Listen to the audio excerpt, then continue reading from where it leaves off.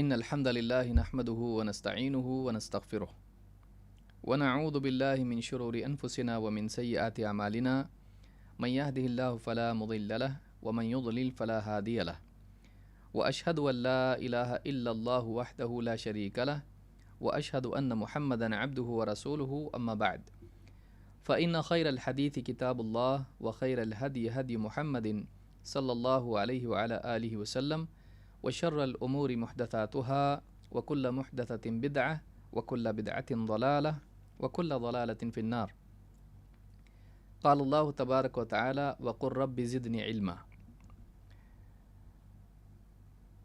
میرے محترم دینی بھائیوں اور قابل احترام ماں اور بہنوں، پچھلے درس میں ایک بہت ہی عظیم الشان عنوان پر گفتگو ہم نے شروع کی، اور یہ ایک بہت ہی مبارک سلسلہ ہے جو انسان کی نجات اور سعادت کی اصل ہے۔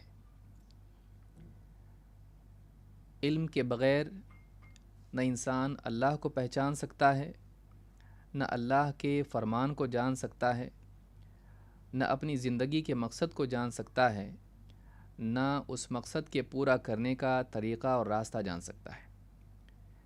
لہٰذا علم کے حصول کا شوق انسان کے دل میں پیدا ہونا یہ اس بات کی علامت ہے کہ وہ سیدھے راستے کی طرف گامزن ہے اور سیدھے راستے پر چلنے کے لیے امکانات اس کے لیے پیدا ہو گئے ہیں۔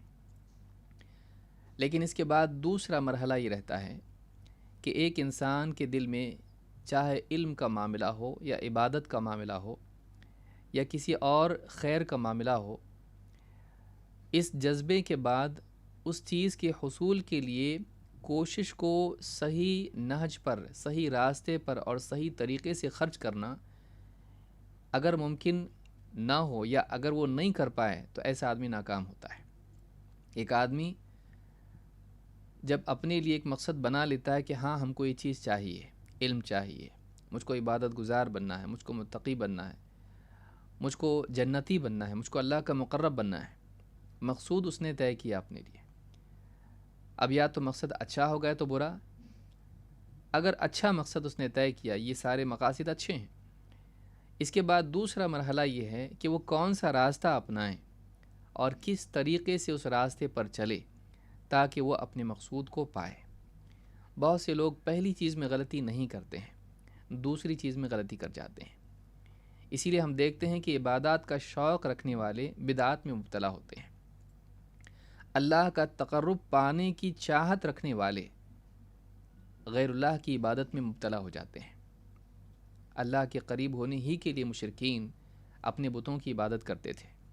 ما نعبدہم الا لیقربونا الی اللہ زلفیٰ، ہم ان بتوں کی، ان معبودوں کی عبادت تو صرف اسی لیے کرتے ہیں کہ یہ ہمیں اللہ سے کچھ قریب کریں۔ تو معلوم یہ ہوا کہ انسان کے لیے صرف مقصد کا صحیح ہونا کافی نہیں ہے، بلکہ اس مقصد کے پانے کے لیے، اس مقصد تک پہنچنے کے لیے، اس مقصد کو پورا کرنے کے لیے یہ بھی ضروری ہے کہ وہ صحیح راستہ اپنائے، اور پھر صحیح راستہ اپنانے کے بعد اس پر صحیح طریقے سے چلتا رہے۔ تو ہماری جو گفتگو آج سے شروع ہوگی، جو نقاط ہم دیکھیں گے، ان میں یہی بات اصل ہے کہ علم کی طلب ایک اچھی چیز ہے، لیکن طالب علم کن چیزوں کا لحاظ رکھے، کن آداب کا اہتمام کرے، کن اصولوں کو ہمیشہ اپنے سامنے ملحوظ رکھے تاکہ ان اصولوں کے ذریعے وہ علم کے میدان میں کامیاب ہو۔ اگر ان اصولوں کی رعایت نہ کی تو کسی نہ کسی مرتبے میں طالب علم ناکام ہوتا ہے۔ تو آئیے دیکھتے ہیں وہ کیا آداب ہیں اور کیا چیزیں ہیں جن کا اہتمام ایک طالب علم کو طلب علم کے راستے میں، اس کوشش میں کرنا چاہیے۔ سب سے پہلی چیز، اور اس میں کسی کو بھی تردد نہیں ہوگا کہ سب سے پہلی چیز کسی بھی چیز کے لیے ضروری ہے کہ انسان کی نیت خالص ہو۔ اس لیے کہ کسی بھی چیز کے پانے کے لیے پہلے نیت آتی ہے۔ ایک آدمی کسی چیز کا ارادہ کرتا ہے تب جا کر اس کے لیے کوشش کرتا ہے۔ تو کسی بھی چیز کے پانے کے لیے پہلے انسان کے دل میں ارادہ پیدا ہوتا ہے۔ اس ارادے کی تخلیص کرنا، اس ارادے کو خالص کرنا، یہ انسان کے لیے پہلا کام ہے، طالب علم کے لیے پہلا کام ہے کہ تو علم حاصل کرنا چاہتا ہے، کیوں، کیا مقصد ہے؟ تیرا مقصد صحیح ہونا چاہیے، اس لیے کہ آگے کی ساری کوششیں ان کی قبولیت تیری نیت پر موقوف ہے۔ اگر اچھی نیت سے کام کیا اللہ کے ہاں اجر و ثواب کا مستحق ہے، اگر نیت ہی میں بگاڑ رہا تو اللہ کے ہاں یہ انسان سزا کا مستحق ہو جاتا ہے۔ لہٰذا طالب علم کے علم میں برکت کے اسباب میں سے ایک چیز یہ بھی ہے کہ اس کا علم اللہ کے لیے ہو، اس کا علم آخرت کی کامیابی کے لیے ہو، اس کا علم دین کے نفع کے لیے ہو، اپنے اور دوسروں کی خیر کے لیے ہو، وہ دنیاوی مفاد کے لیے نہ ہو۔ تو سب سے پہلی چیز، پہلا ادب، پہلا اصول، پہلا قانون طالب علم کے لیے ہے کہ وہ اپنی نیت طلب علم میں خالص کرے۔ اللہ کے نبی صلی اللہ علیہ وسلم فرماتے ہیں انما الاعمال بالنیات وانما لکل امرئ ما نوى، اعمال کا مدار نیتوں پر ہے اور ہر ایک وہی پائے گا جس کی اس نے نیت کی، ہر ایک وہی پائے گا جس کی اس نے نیت کی، ہر ایک کے حصے میں، قسمت میں وہی آئے گا جس کی اس نے نیت کی۔ اس حدیث سے ایک بات معلوم ہوتی ہے کہ اعمال کی قبولیت اور ان کے رد کا معیار انسان کی نیت ہے۔ اگر نیت اخلاص اس میں ہو، اللہ ہی کے لیے عمل ہو، عمل قبول ہوگا۔ اگر نیت میں بگاڑ ہو، نیت غیر اللہ کے لیے ہو، دنیا مفاد کے لیے ہو کہ عبادات کے ذریعے سے انسان دنیا چاہتا ہے، چاہے وہ عزت کی شکل میں ہو، چاہے مال کی شکل میں ہو، چاہے عہدے کی شکل میں ہو، تو اگر وہ یہ چاہتا ہے تو اس کا عمل اللہ کے ہاں مقبول نہیں ہوگا۔ لہٰذا طالب علم کو چاہیے کہ وہ خالص اللہ کے علم حاصل کرے۔ انما الاعمال بالنیات، اعمال کا مدار نیتوں پر ہے، وانما لکل امرئ ما نوى، اور ہر ایک وہی پائے گا جس کی اس نے نیت کی، ہر ایک کے لیے وہی ہے جو نیت کرے۔ تو معلوم ہوا کہ انسان اگر اچھی نیت کرے تو بعض اوقات اس نیت کی یعنی اس عمل کی تکمیل تک وہ نہیں پہنچ پاتا ہے، لیکن اچھی نیت کی وجہ سے اس کو ثواب مل جاتا ہے۔ مثلا ایک طالب علم نیت کرے کہ میں قرآن حفظ کروں گا، حدیث کا علم حاصل کروں گا، دین کی گہرائی سے احکام اور عقائد سارے سیکھوں گا اور لوگوں کو سکھاؤں گا، خود بھی عمل کروں گا اور دوسروں تک بھی اس کو پہنچاؤں گا۔ اب وہ اسی راستے میں تھا کہ اس کی موت ہو گئی۔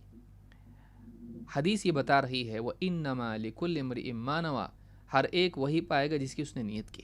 معلوم ہوا کہ اس کی نیت اچھی تھی، لیکن وہ عملاً جس چیز کو پا نہیں سکا اس کی نیت کی وجہ سے ثواب کے اعتبار سے اس کو پا لے گا۔ تو اس لیے کتنا ضروری ہے کہ ایک طالب علم اپنے عمل کی ابتدا میں اپنی نیت پر دھیان دے، کیونکہ نیت کے ذریعے طالب علم یا ایک مسلمان، ایک مومن بہت کچھ وہ چیزیں پا لیتا ہے، بہت ساری وہ چیزیں پا لیتا ہے جو عملاً وہ نہیں پا سکتا ہے۔ لہٰذا طالب علم کو اپنی نیت خالص رکھنی چاہیے۔ شیخ محمد بن صالح بن عثیمین نے حلیۃ طالب العلم اس کتاب کی شرح میں طالب علم کی نیتیں ذکر کی کہ کیا نیت ایک طالب علم کو کرنا چاہیے۔ 4 چیزیں شیخ نے یہاں بیان کی ہیں۔ نمبر 1، امتثال امر اللہ، اللہ کے حکم کی تعمیل۔ علم کیوں حاصل کر رہے ہیں؟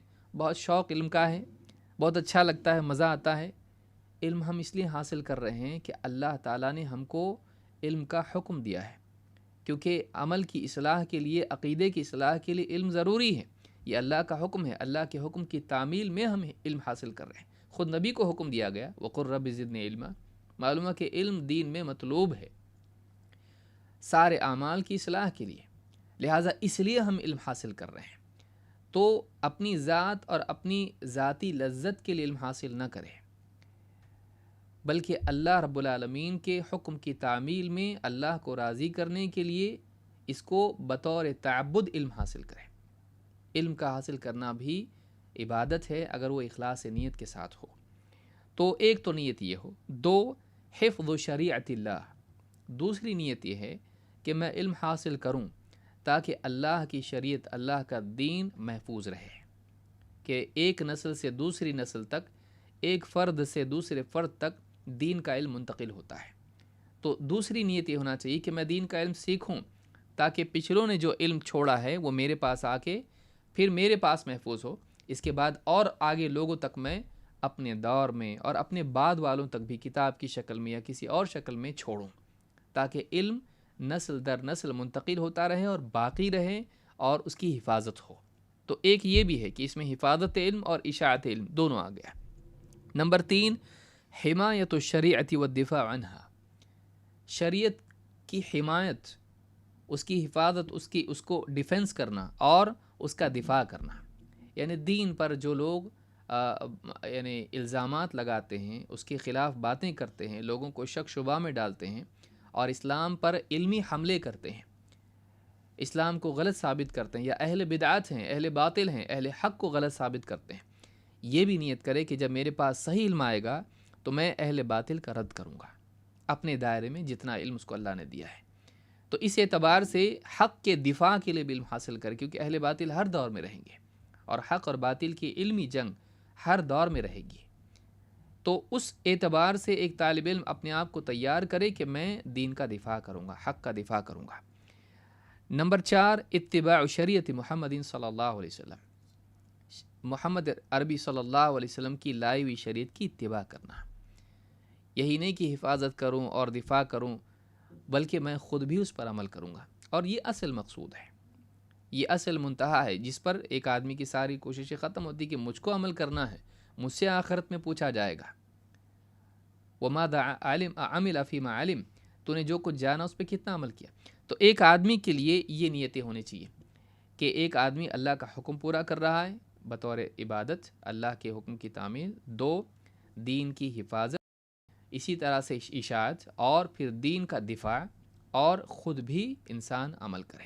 بعض علماء نے کہا رفع الجہل عن نفسہ وعن غیرہ، کہ آدمی علم اس لیے حاصل کرے کہ اپنے سے دوسروں سے جہالت کو دور کرے، تو جہالت ہٹے، علم زندگی میں آئے، لوگ حق کو جانیں۔ تو جہالت چاہے علمی اعتبار سے ہو یا عملی اعتبار سے ہو، جہالت زندگیوں سے نکلے، اس کے لیے علم حاصل کرنا۔ لیکن اس کے برعکس اگر آدمی شہرت کے لیے علم حاصل کرتا ہے یا دنیاوی مفاد کے لیے علم حاصل کرتا ہے، دین کا علم، تو اس کا انجام کیا ہے؟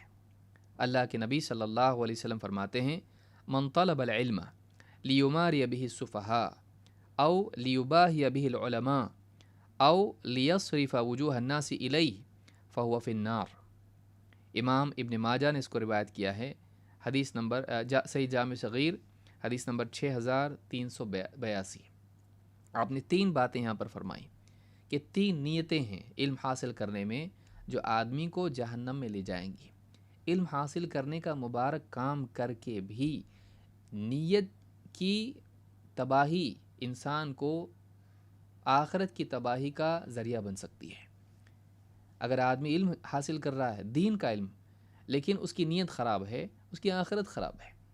لہٰذا نیت کو صحیح کرنا بہت ضروری ہے اگر آخرت کو ہم برباد ہونے سے بچانا چاہتے ہیں۔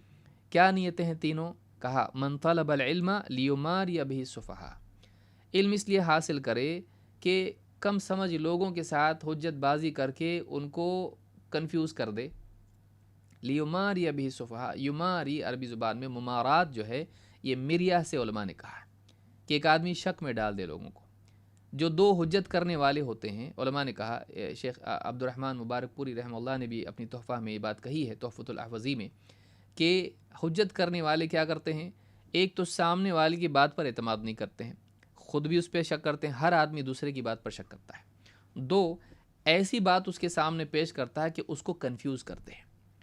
تو اگر کوئی آدمی علم حاصل کر لیا، 2-4 باتیں سیکھ لیا، اب جن کو نہیں معلوم ہے ان کے ساتھ بحث مباحثہ کر کے ان کو کنفیوز کر کے لذت لے رہا ہے ان کو ہرانے کی، تو یہ جو بات ہے یہ اچھی چیز نہیں ہے کہ لوگوں کو اس طرح سے ایک انسان پریشان کرے اور ان کے ساتھ جیتنے کی کوشش کرے، ان کو کنفیوژن میں ڈالے۔ تو اس نیت سے اگر علم حاصل کرے، او لیباہی بہ العلماء، یا علم حاصل کر کے علماء کے ساتھ مقابلہ آرائی کرے، ان کی برابری حاصل کرنے کی کوشش کرے کہ جیسے ان کو آج عزت ملی ہے مجھ کو بھی ملے، ان کی طرح میں بھی سٹیج پہ بیٹھوں، ان کی طرح میں بھی کرسی پر بیٹھوں، باقی لوگ نیچے بیٹھیں، ان کی طرح ان کی تصویروں میں بھی آ جاؤں، ان کے ساتھ میں میرا بھی نام ذکر کیا جائے۔ اگر آدمی اس لیے علم حاصل کرتا ہے، او لیباہی بہ العلماء، یہ نہیں اخروی اعتبار سے کہ کاش کہ ان کے ساتھ میرا بھی انجام ہو جائے، یہ نہیں، دنیوی اعتبار سے، مباحات کے طور پر، فخر اور گھمنڈ کے طور پر کہ لوگ ان کے ساتھ میرا نام ذکر ہو اور میں لوگوں پر فخر کروں، اس لیے علم حاصل کرتا ہے۔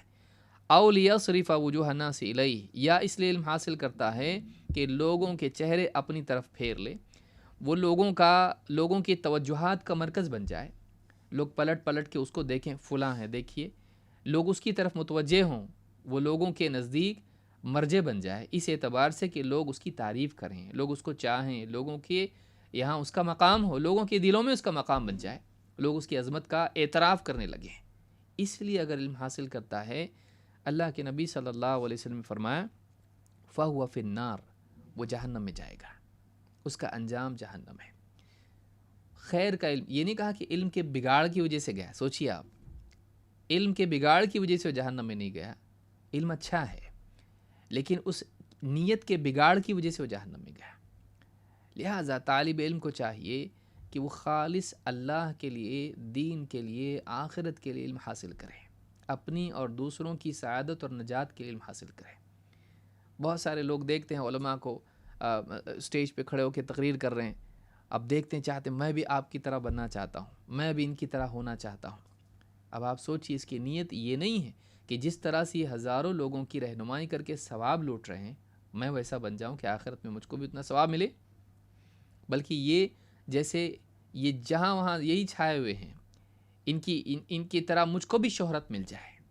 اس لیے اگر یہ علم حاصل کر رہا ہے، یہ ناکام ہے، یہ ناکامی نیت کی سطح پر ہی ناکام ہو گیا، ابھی یہ دل کی سطح پر ہی اس ناکامی سے شروعات ہوئی اس کی۔ الا یہ کہ اللہ تعالیٰ اس کو بچا لے، بعد کے دور میں بعض اوقات شروع میں نیت غلط بھی ہوتی ہے، لیکن اللہ تعالیٰ کسی کو بچانا چاہتا ہے، توفیق دیتا ہے، وہ علم حاصل کر کے بعد میں وہی علم اس کی اصلاح کا ذریعہ بنتا ہے۔ یہاں یہ بھی یاد رکھیں کہ یہ نہیں ہو آدمی ڈرے بھائی میری نیت صحیح نہیں ہو پا رہی اس لیے میں ابھی رکتا ہوں، علم حاصل نہیں کروں گا، غلط۔ مجاہد رحمۃ اللہ علیہ کا قول اہل علم نے ذکر کیا ہے کہ ہم نے اس علم کو دنیا کے لیے حاصل کیا، لیکن پھر بعد میں اس علم نے ہم کو آخرت کی طرف پھیر دیا۔ کبھی ایسا بھی ہوتا ہے، اس لیے علم سے رکے نہیں، لیکن حتی الامکان اس بات کی طالب علم کوشش کرے، مکلف اسی بات کا ہے کہ وہ اپنی نیت کو خالص کرے۔ یہ جو حدیث میں نے ذکر کی، یہ ابن ماجہ کی ہے، صحیح الجامع صغیر حدیث نمبر 6382، اور شیخ الالبانی نے اس کو حسن کہا ہے۔ اللہ کے نبی صلی اللہ علیہ وسلم کی ایک بڑی سخت حدیث ہے جس میں 3 لوگوں کا تذکرہ آپ نے کیا، سخی انسان، اسی طرح سے شہید جو دنیا میں شہید کہلایا، اور ایک قرآن کا علم رکھنے والا انسان، قاری جس کو کہا جائے، قرآن و سنت کا علم رکھنے والا عالم۔ ان تینوں کے بارے میں آپ نے کیا فرمایا؟ آپ نے فرمایا ورجل، قیامت کا حال ہے، ورجل تعلم العلم وعلمہ وقرأ القرآن، اور ایک آدمی وہ بھی اللہ کے حاضر کیا جائے گا کہ جس نے علم حاصل کیا اور وعلمہ اس کو سکھایا، اور وقرأ القرآن اور قرآن کو پڑھا، تو علم سیکھا، سکھایا، قرآن کو پڑھا، فأوتي بہ اسے لایا جائے گا، فعرفہ نعمہ فعرفہا اللہ تعالیٰ اپنی نعمتیں اس کے سامنے پیش کرے گا، گنوائے گا، اور وہ ان نعمتوں کو پہچان لے گا، ان کا اقرار کرے گا، ہاں اللہ تیرا بہت احسان ہوا مجھ پر کہ تو نے سب نعمتیں عطا کی مجھ کو۔ قال فما عملت فیہا، اللہ تعالیٰ اس سے پوچھے گا ان نعمتوں کا تو نے کیا حق ادا کیا، تو نے ان کے باب میں کیا عمل کیا؟ قال تعلمت العلم وعلمته وقرأت فیک القرآن، وہ کہے گا اللہ میں نے تیری خاطر علم حاصل کیا، اس کو سکھایا، اور تیری خاطر قرآن پڑھا، تیرے لیے قرآن پڑھا، یہ سب تیرے لیے میں نے کیا۔ قال کذبت، اللہ تعالیٰ اس سے کہے گا، صاف کہہ دے گا اللہ تعالیٰ، جھوٹ بولتا ہے تو، جھوٹ بولتا ہے۔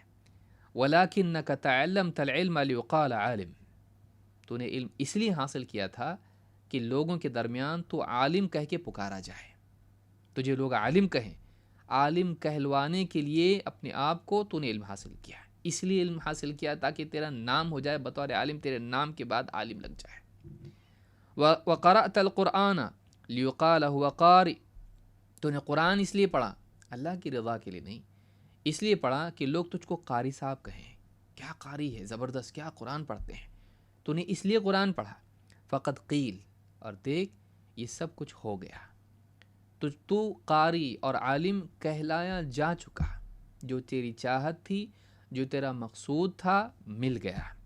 ثم امر به فسحب على وجهه حتى القي في النار، پھر اللہ تعالیٰ کی طرف سے حکم ہوگا تو اسے منہ کے بل گھسیٹ کر جہنم میں پھینکا جائے گا، یوں ہی نہیں، منہ کے بل گھسیٹ کر ذلیل کر کے جہنم میں ڈالا جائے گا۔ تو نے علم کی عزت نہیں جانی، تو نے اپنے آپ کو ذلیل کیا، آخرت میں بھی تیرے لیے ذلت ہے۔ اتنی بڑی چیز کو تو نے دنیا کی گھٹیا چیزوں کے لیے استعمال کیا اور ذریعہ بنایا دنیا کی سستی شہرت کے لیے۔ اللہ والے علم کو تو نے مخلوق کے لیے حاصل کیا، تو اس لائق نہیں کہ اللہ کا قرب تجھ کو نصیب ہو۔ اللہ ہم سب کی حفاظت فرمائے۔ طالب علم کو اس کا خیال رکھنا چاہیے۔ صحیح مسلم کی حدیث ہے، کتاب الامارہ میں امام مسلم نے اس کو روایت کیا ہے، حدیث نمبر 1905۔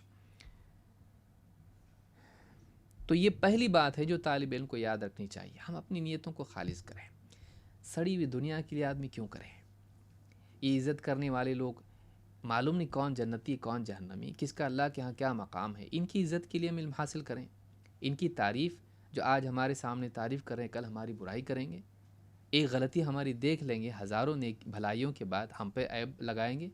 ان کی تعریف کے لیے آدمی کرے، کیوں نہ اس اللہ کے لیے ہم کریں جو ہزاروں عیوب کے بعد بعض اوقات ایک نیکی پر بھی انسان کو معاف کر دیتا ہے، جو اتنا خیر کا قبول کرنے والا ہے کہ ایک زانیہ عورت کو بھی کتے کو پانی پلانے جیسی نیکی کی بنیاد پر بخش دیتا ہے۔ اس اللہ کے لیے کیوں نہ کرے جو نیکی کی واقعی قدر کرتا ہے؟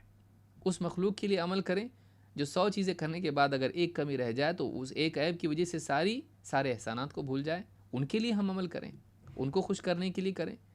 تو یہ بہت بڑی بدبختی انسان کے لیے ہے کہ وہ اللہ والے کام کو بندوں کے لیے کرے۔ یہ دل کا بگاڑ ہے اور اسی سے اصلاح ہونی چاہیے، کیونکہ علم کی جگہ دل ہے، یہی اگر صحیح نہیں ہے، نیت ہی صحیح نہیں ہے تو باقی سب بگڑ جائے گا۔ تو یہ پہلی چیز ہوئی۔ نمبر 2، طالب علم کے لیے ضروری ہے کہ وہ سنت اور سلف کے فہم کا التزام کرے، قرآن کا علم حاصل کرے، قرآن کی تعظیم اس کے دل میں ہو، سنت کی تعظیم اس کے دل میں ہو، اور اس سنت کے ناقلین، اس قرآن کے ناقلین جنہوں نے نہ صرف نقل کا حق ادا کیا بلکہ اس کا صحیح فہم امت تک پہنچایا قولاً و عملاً، ان کے فہم کی تعظیم اس کے پاس ہو۔ ایسا نہ ہو کہ ہم کسی کو پہچانتے نہیں، ہم اپنے طور پر دین کو سمجھیں گے، ہم اپنے طور پر دین کی تشریح کریں گے، ہم اپنے طور پر دین کے بارے میں گفتگو کریں گے۔ یہ مزاج اگر طالب علم میں ہے، وہ اپنے کو اگر کچھ سمجھتا ہے تو یہاں سے بگاڑ شروع ہوگا۔ اپنی نفی کرنی پڑے گی، مجھ کو نہیں سمجھتا ہے، مجھ کو نہیں آتا ہے، کیا صحیح ہے کیا غلط ہے، میں اتنا عقل مند نہیں ہوں، اللہ جو بتائے وہ صحیح، رسول صلی اللہ علیہ وسلم جو بتائے وہ صحیح ہے، چاہے میری عقل میں آئے یا نہ آئے۔ اچھا حدیث اور قرآن کو میں سمجھ رہا ہوں، ٹھیک ہے، لیکن سلف نے بتایا ایسا نہیں ہے، سلف کے تابع ہونا چاہیے، ان کا فہم میرے فہم پر مقدم ہے، اہل علم کا فہم مجھ پر مقدم ہے۔ اپنی نفی کیے بغیر طالب علم علم کے اونچے مرتبے تک پہنچنے کی سیڑھی پر قدم نہیں رکھ سکتا ہے۔ بہت سارے لوگ کیا کرتے ہیں، علماء کو سکھانے والے بن جاتے ہیں۔ یہ حدیث میں نے آج پڑھا، لیکن آپ نے ایسا کہا تھا فلاں بیان میں، ایسا نہیں ہے، میں سمجھتا ہوں یہ ایسا ہے۔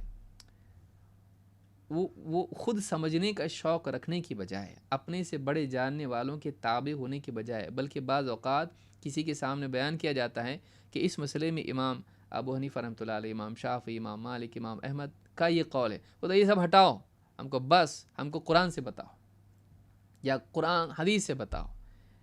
یہ مزاج نہیں ہونا چاہیے، قرآن و سنت ہی مقدم ہے، اس کی تعظیم سب سے زیادہ ہے، لیکن اس کے لیے سلف کا فہم بھی ضروری ہے۔ تو قرآن و سنت اور سلف کے منہج کی اس کے دل میں تعظیم ہو، یہی آدمی، یہی طالب علم فلاح پا سکتا ہے۔ اللہ تعالیٰ نے قرآن کریم میں فرمایا، قل ان کنتم تحبون اللہ فاتبعونی یحببکم اللہ ویغفر لکم ذنوبکم واللہ غفور الرحیم قل اطیعوا اللہ والرسول فإن تولوا فإن اللہ لا يحب الکافرین۔ سورہ آل عمران آیت نمبر 31-32، یہ آیت محبت ہے۔ اس آیت میں، ان دو آیتوں میں اللہ رب العالمین نے اپنی محبت کا قاعدہ بیان کیا ہے۔ پہلی آیت میں بتایا کہ کس کے لیے محبت ہے، دوسری آیت میں بتایا کہ کون محبت سے محروم ہونے والے ہیں۔ ان دو آیتوں سے ایک بات جو ہمارے سامنے آتی وہ یہ کہ علم کا اصل مقصود کیا ہے؟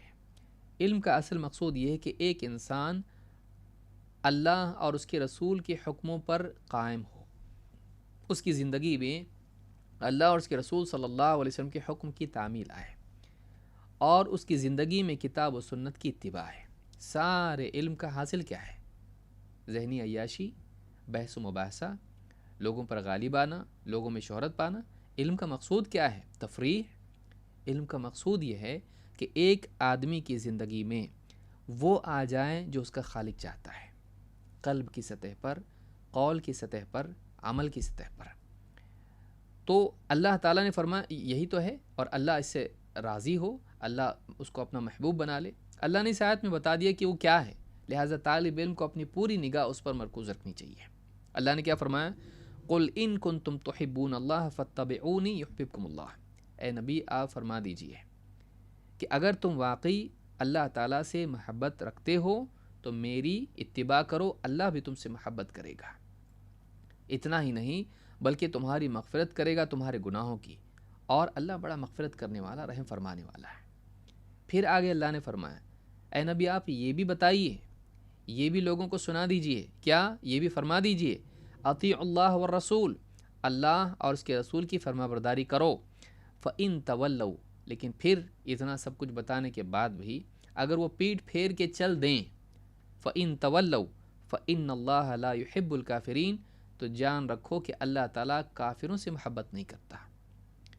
پچھلی آیت میں اللہ تعالیٰ نے بتایا اللہ کس سے محبت کرتا ہے، دوسری آیت میں اللہ نے بتایا کہ اللہ کس سے محبت نہیں کرتا ہے، بلکہ نہ صرف یہ کہ محبت نہیں کرتا ہے، جو اللہ اور اس کے رسول کے حکم کو جھٹلا دیں، اس کو پیٹ دکھا کے نکل جائے، اس کو نہیں مانے، تو اللہ تعالیٰ نے فرمایا کہ اللہ تعالیٰ ایسے کافروں سے محبت نہیں کرتا، اللہ نے کافر قرار دے دیا اس کو۔ تو یہ بات یاد رکھنی چاہیے طالب علم کو کہ علم کیا ہے۔ فلسفہ علم ہے، عقل سے کچھ بھی باتیں بنا کے لوگوں کے سامنے پیش کرنا علم ہے، سائنس کو بنیاد بنانا علم ہے، منطق علم ہے، فلسفہ علم ہے، لوگوں کے ذہنوں میں اپنی عقل سے بنا کے یعنی باتیں پیش کرنا یہ علم ہے؟ نہیں۔ علم اصل یہ ہے کہ کتاب و سنت کو آدمی سیکھے اور اس پر عمل کرے اور اس کو پہنچائے۔ تو اس کی تعظیم طالب علم کے دل میں ہونا چاہیے۔ آگے ایک اور باب آئے گا جو اس کے تعلق سے ہے، لیکن یہ بات یاد رکھیں کہ اصل علم کیا ہے، تو کتاب و سنت کا علم ہے۔ تو یہی مقصود ہے کہ علم حاصل کرنے والا کتاب و سنت پر عمل کرنے والا بن جائے۔ اس میں خاص بات یہ ہے کہ طالب علم کا مزاج یہ ہو کہ وہ اپنی عقل کو نقل کے تابع کرے۔ ٹھیک ہے، میری عقل میں ایک فارمولہ ہے، لیکن یہ فارمولہ کتاب و سنت پر پیش کرنا چاہیے، اگر وہ صحیح ہے تو ٹھیک، نہیں تو نہیں۔ کتاب و سنت کو چھوڑا نہیں جا سکتا ہے، اپنی رائے کو چھوڑا جا سکتا ہے۔ میری رائے غلط ہو سکتی ہے، کتاب و سنت غلط نہیں ہو سکتے۔ بعض اوقات آدمی کتاب و سنت کو غلط تو نہیں بولتا ہے، لیکن میری رائے بالکل صحیح مان کے چلتا ہے، اور نتیجہ یہ ہوتا ہے کہ آدمی تکذیب سے چھوٹی چیز تأویل میں مبتلا ہو جاتا ہے۔ وہ نہیں کہتا قرآن کی بات غلط ہے، حدیث کی بات غلط ہے، وہ کہتا میری بات صحیح ہے جو میں سمجھا ہوں، اور یہی معنی قرآن کا ہے اور یہی معنی حدیث کا ہے۔ تو اپنے فہم کو قرآن و سنت پر مسلط کرنے کی کوشش کرتا ہے، اور اکثر گمراہیاں یہیں سے آتی ہیں۔ تو طالب علم کو یہ بات یاد رکھنا چاہیے میرا فہم نہیں، 1000 بار غلط ہو سکتا ہے، وہ قرآن و سنت کی بات میرے فہم پر مقدم ہوگی، اور اس کو سمجھنے کے لیے سلف ہیں۔ علی بن ابی طالب رضی اللہ عنہ فرماتے ہیں لو کان الدین بالرأی لکان اسفل الخف اولی بالمسح من اعلیٰ، اگر دین کا مدار مجرد رائے پر ہوتا، دین اگر محض رائے پر مبنی ہوتا، تو چمڑے کے جو موزے ہوتے ہیں خفین، ان میں اوپر کا حصہ اس کے مقابلے میں نیچے کا حصہ مسح کا زیادہ مستحق ہوتا۔ وضو میں جب مسح پاؤں دھونے کے بجائے اگر چمڑے کے موزے پہنے ہوئے ہوں ان پر مسح کیا جاتا ہے۔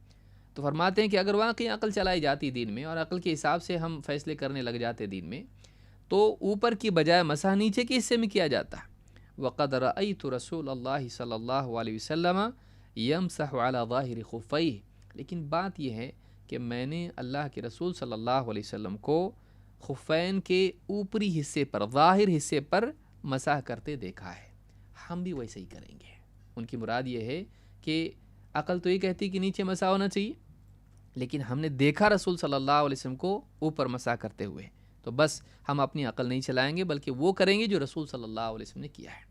اپنی عقل، اپنی رائے کے مقابلے میں سنت کو ترجیح دینے کا مزاج اگر طالب علم میں ہے تو ٹھیک، نہیں تو وہ اپنے علم کو بھی اپنی عقل کے سانچے میں ڈھالتا چلا جائے گا، بجائے اس کے کہ عقل کو علم کے تابع کرے۔ یہ بات یاد رکھنا ضروری ہے۔ امام احمد دارقطنی، ابو داؤد دارقطنی اور بہقی نے اس کو روایت کیا ہے، اور سنن ابی داؤد میں شیخ الالبانی نے 162 نمبر پر اس حدیث کو صحیح کہا ہے۔ نہ صرف کتاب و سنت بلکہ اسی کے ساتھ ساتھ صحابہ کے منہج کو اور سلف کے منہج کو تھامے رہنا اور اس کی تابع داری کرنا بھی ضروری ہے۔ یہ نہیں کہ آدمی قرآن کی آیت اٹھا لی اور اپنے حساب سے سمجھا، حدیث لے لی اور اپنے حساب سے اس پر عمل کرنا شروع کیا، نہیں۔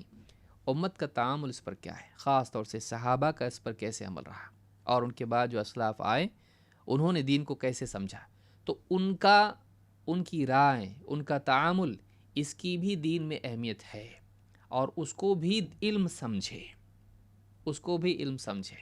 اسی لیے آپ دیکھیں گے امام البخاری رحمۃ اللہ علیہ نے اپنی صحیح میں صحابہ تابعین کے آثار ذکر کیے، اہل علم کے اقوال ذکر کیے۔ اگر اس کی کوئی دین میں حیثیت نہیں ہے کیوں ذکر کرتے ہیں؟ اور اسی طرح سے آپ دیکھیں مصنف ابن ابی شیبہ، مصنف عبدالرزاق، امام البہقی کی السنن، یا اسی طرح سے اور کتابیں آپ دیکھیں گے، دارمی، اور اس طرح سے کتنی کتابیں ہیں، دارقطنی، بلکہ تقریباً کتابوں میں آپ کو سلف کے اقوال ملیں گے، بعض کتابوں میں بہت زیادہ ملیں گے جو خاص آثار ہی کی کتابیں ہیں جیسے مصنفین۔ تو معلوم یہ ہوا کہ اہل علم ہمیشہ سے سلف کے، اسلاف کے اقوال کی حفاظت کرتے آئے ہیں، کیونکہ دین کو سمجھنے کے لیے ان کے اقوال اور ان کے افعال کی بھی ضرورت ہے، تاکہ دین کی سمجھ غلط نہ ہو۔ وہ حجت قرآن و سنت کے بالمقابل نہیں ہے، لیکن قرآن و سنت کی تطبیق کے لیے ان کو دیکھنا ضروری ہے۔ تو اس تعلق سے قرآن کریم میں اللہ تعالیٰ فرماتا ہے وَمَن يُشَاقِقِ الرَّسُولَ مِن بَعْدِ مَا تَبَيَّنَ لَهُ الْهُدَى وَيَتَّبِعْ غَيْرَ سَبِيلِ الْمُؤْمِنِينَ نُوَلِّهِ مَا تَوَلَّى وَنُصْلِهِ جَهَنَّمَ وَسَاءَتْ مَصِيرًا۔ سورہ نساء آیت نمبر 115۔ اللہ نے فرمایا کہ جو کوئی ہدایت کے واضح ہو جانے کے بعد بھی رسول کی مخالف جانب اختیار کرے، رسول یہاں تو وہاں ہو جائے دوسرے راستے پر، اور مؤمنین کے راستے کو چھوڑ کے کسی اور راستے پر چلنے لگے، دو غلطیاں اس نے کی، رسول کی مخالفت کی، رسول کی جانب چھوڑ کر کسی اور جانب چلا گیا، دو مؤمنین کے راستے کو چھوڑ کے کسی اور راستے پر چلنے لگا، تو اللہ نے کیا فرمایا، جہاں وہ پلٹا ہے، جہاں وہ مڑا ہے، ہم اس کو وہیں موڑ دیں گے۔ یعنی جس گمراہی کی طرف وہ راغب ہوا، وہ گمراہی اس کے لیے آسان کر دی جائے گی۔ یہ دنیاوی سزا ہے، یہ دنیاوی سزا ہے، نولی ما تولا، دنیاوی سزا ہے، ونصلہ جہنم، اور جہنم میں پہنچا دیں گے، یہ اخروی سزا ہے، وساءت مصیرا، اور وہ بہت برا ٹھکانہ ہے۔ تو معلوم ہوا کہ مجرم آدمی صرف رسول کی مخالفت پر نہیں بنتا ہے، مجرم آدمی اس صورت میں بھی بنتا ہے کہ وہ سبیل المؤمنین کو چھوڑ کے کوئی اور راستہ چلے۔ معلوم ہے کہ سبیل المؤمنین کا جاننا بھی ضروری ہے، اور اس کا معاملہ بڑا سنگین ہے، جہنم میں جانے میں اس مسئلے کا بھی دخل ہے کہ ایک آدمی سبیل المؤمنین کو چھوڑ دے۔ لہٰذا یہ کوئی چھوٹا موٹا مسئلہ نہیں ہے، بلکہ یہ بڑا مسئلہ ہے، کیونکہ اللہ تعالیٰ نے جہنم کا ذکر کر کے اس بات کو جتایا۔ تو علم کے تعلق سے طالب علم کو یہ بات بھی یاد رہے کہ ہم کہیں ایسا نہ کریں اپنی عملی زندگی میں، طلب علم میں، اس کی تطبیق میں، اس کے فہم میں، ہر چیز میں ہم کتاب و سنت اور سلف کے منہج کو ہمیشہ تھامے رہیں، اس سے باہر نہ نکلیں۔ اس کا لحاظ طالب علم کو کرنا چاہیے۔ عبداللہ ابن عمر رضی اللہ تعالیٰ عنہ کی ایک حدیث سے اس کی اہمیت خصوصاً آخری دور میں، امت کے اختلافات کے دور میں معلوم ہوتی ہے۔ فرماتے ہیں اللہ کے رسول صلی اللہ علیہ وسلم نے ارشاد فرمایا وَتَفْتَرِقُ أُمَّتِي عَلَى 73 مِلَّةٍ كُلُّهُمْ فِي النَّارِ إِلَّا مِلَّةً وَاحِدَةً۔ میری امت 73 گروہوں میں بٹ جائے گی، سب کے سب جہنم میں جائیں گے سوائے ایک گروہ کے، ایک جماعت کے۔ قالوا ومن ہی یا رسول اللہ، صحابہ نے پوچھا اللہ کے رسول وہ ایک کون ہوں گے جو جہنم سے محفوظ رہیں گے؟ قال ما انا علیہ واصحابی، آپ نے فرمایا وہ جو اس راستے پر ہوں، اس منہج پر ہوں، اس طریق پر ہوں جس پر میں اور میرے صحابہ ہیں۔ جو اس راستے پر ہوں، اس دین پر ہوں، اس منہج پر ہوں جس پر میں اور میرے صحابہ ہیں، جو اس چیز پر ہوں جس پر میں اور میرے صحابہ ہیں۔ تو معلوم ہوا کہ نجات ان لوگوں کے لیے ہے جو اس راستے پر ہوں جس پر نبی صلی اللہ علیہ وسلم اور صحابہ تھے۔ لہٰذا طالب علم کے دل میں پہلے دن سے سنت اور سلف کے منہج کی تعظیم ہونی چاہیے۔ یہی وہ چیز ہے جو اس کو صحیح راستے پر باقی رکھے گی، ورنہ کچھ قدم چلنے کے بعد وہ کسی اور راستے پر نکل جائے گا۔ کبھی بائبل میں گھس جائے گا جا کے کہ بائبل کا علم حاصل کرنے لگا۔ اب دیکھیے بعض لوگوں کا حال کیا ہوتا ہے، آگے بھی وہ بات آئے گی انشاءاللہ، کہ آدمی یعنی اس کے ذہن میں کچھ اور ہے، اب وہ قرآن کی آیت یاد کرنے سے زیادہ گیتا اور ویداس کے شلوک یاد کرنے میں لگا ہوا ہے۔ تو یہ کیوں ہوا؟ اس لیے کہ اس کے نزدیک اس کی اہمیت اتنی زیادہ نہیں ہے، اور نیت میں بھی فطور ہے۔ کیوں؟ کیونکہ وہ شہرت چاہتا ہے کہ فلاں جیسا کرتا ہے ویسا میں بھی کرنے لگ جاؤں، تاکہ یونیک کچھ تو ہو، عالموں کے پاس تو یہ نہیں، میرے پاس ہو جائے گا۔ تو اس طرح کا جو ذہن ہوتا ہے بعض اوقات یہ نقصان دیتا ہے۔ طالب علم کے نزدیک سب سے پہلے تعظیم ہونے قرآن و سنت اور سلف کا منہج، صحابہ کا موقف، سلف کے آثار، تابعین، تبع تابعین، اہل علم، تو ان کی تحقیقات، اس کے سامنے اس کی یعنی اہمیت اور تعظیم ہونا چاہیے، تبھی وہ کامیاب ہوگا، ورنہ ناکام ہوگا۔ تو یہ دوسری چیز ہے جو طالب علم کو یاد رکھنی چاہیے۔ نمبر 3، طالب علم کو چاہیے کہ وہ پاکیزگی کا اہتمام کرے، نہ صرف ظاہر بلکہ باطن بھی، کیونکہ باطن زیادہ مقدم ہے ظاہر پر۔ تو طالب علم ظاہر و باطن کی پاکیزگی کا اہتمام کرے، اپنے قلب کو تمام گندگیوں سے خصوصاً گناہوں سے پاک کرے، گناہوں کے ارادوں سے بھی اور گناہوں کے اثرات سے بھی کرے، ان کے نتائج سے بھی قلب کو توبہ کے ذریعے سے پاک کرے، اپنے قلب کو خیر والا بنانے کی کوشش کرے، شر والا نہیں۔ تو اپنے دل کو، اپنے اندر کو گندگی سے پاک کرے، اور اپنے ظاہر کو بھی گندگی سے پاک کرے، بلکہ نظافت اور طہارت دونوں کا اہتمام کرے۔ نہ صرف یہ کہ گندگی جسم پر نہ لگے، کپڑوں میں نہ لگے، بلکہ اسی کے ساتھ ساتھ یعنی خوشبو کا اہتمام کرنا وغیرہ، یہ ساری چیزیں اس کی زندگی میں ہونا چاہیے۔ اپنے آپ کو صاف ستھرے کپڑے پہننا، یہ سب چیزیں اس کی زندگی میں ہونا چاہیے۔ تو یہ بہت بڑی چیز ہے۔ نمبر 1، باطن کی پاکیزگی۔ کیوں؟ اس لیے کہ دل کی صفائی اگر نہیں ہوگی تو وہ علم میں بگاڑ کا ذریعہ، فہم میں بگاڑ کا ذریعہ بنے گا۔ اللہ تعالیٰ قرآن کریم میں فرماتا ہے وَيْلٌ يَوْمَئِذٍ لِّلْمُكَذِّبِينَ، بربادی ہے اس دن، قیامت کے دن، جھٹلانے والوں کے لیے، تباہی ہے، بربادی ہے جھٹلانے والوں کے لیے۔ کب؟ قیامت کے دن۔ الذین یکذبون بیوم الدین، کون لوگ جھٹلانے والے، کیا جھٹلا رہے ہیں؟ یہ وہ لوگ ہیں جو بدلے کے دن کو، قیامت کے دن کو جھٹلاتے ہیں۔ وما یکذب بہ الا کل معتد اثیم، اس دن کو وہی جھٹلاتا ہے جو پرلے درجے کا، حدیں پار کرنے والا اور بڑا ہی گنہگار قسم کا انسان ہے، اللہ کی حدود پار کرنے والا، حلال سے باہر نکل کے حرام میں واقع ہونے والا، اور اثیم بہت بڑا گنہگار۔ بلکہ معتد میں یعنی دوسروں پر ظلم کرنے والے کے بھی امکانات ہیں، کہ معتد ہے، وہ لوگوں پہ یعنی اعتداء کرتا ہے، لوگوں پر یعنی عدوان میں مبتلا ہے، لوگوں پر سرکشی کرتا ہے، دین کے معاملے میں، دنیا کے معاملے میں سرکشی کا مرتکب ہے، اور اثیم ہے، اللہ کا نافرمان ہے، گناہگار ہے۔ وَلَا تَعَاوَنُوا عَلَى الْإِثْمِ وَالْعُدْوَانِ، اللہ نے دونوں قسموں کے بارے میں کہا کہ اثم ذاتی معاملات میں گناہ ہوتے ہیں، عدوان دوسروں کے مقابلے میں سرکشی کے لیے بھی آتا ہے، اور اس طرح سے اور بھی تفاسیر علماء نے اس کو ذکر کیا ہے۔ تو یعنی ایک گناہگار قسم کا انسان ہی جھٹلانے والا بنتا ہے۔ اب غور کریں کہ جھٹلانے کی بنیاد کیا بتائی اللہ تعالیٰ نے؟